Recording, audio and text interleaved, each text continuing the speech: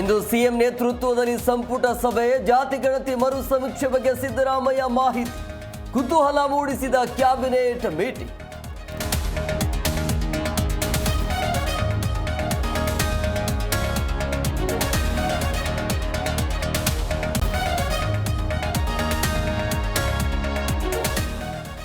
ಇಂದು ಸಂಜೆ ಸಿಎಂ ದೆಹಲಿ ಪ್ರಯಾಣ, ನಾಳೆ ನಡೆಯಲಿರುವ ಹಣಕಾಸು ಆಯೋಗದ ಸಭೆಯಲ್ಲಿ ಭಾಗಿ, ಕೇಂದ್ರ ಸಚಿವರು ಎಐಸಿಸಿ ನಾಯಕರ ಭೇಟಿ ಸಾಧ್ಯ.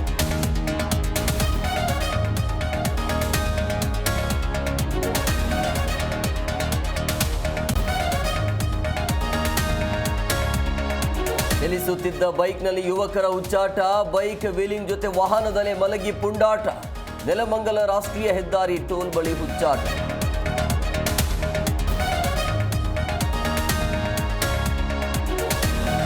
ರಾಜ್ಯಾದ್ಯಂತ ಇಂದು ಭಾರಿ ಮಳೆ ಮುನ್ಸೂಚನೆ, ವಾಯುಭಾರ ಕುಸಿತದಿಂದ ಮುಂದಿನ 5 ದಿನ ಭಾರಿ ಮಳೆ, ಮೀನುಗಾರರು ಸಮುದ್ರಕ್ಕೆ ಇಳಿಯದಂತೆ ಎಚ್ಚರಿಕೆ.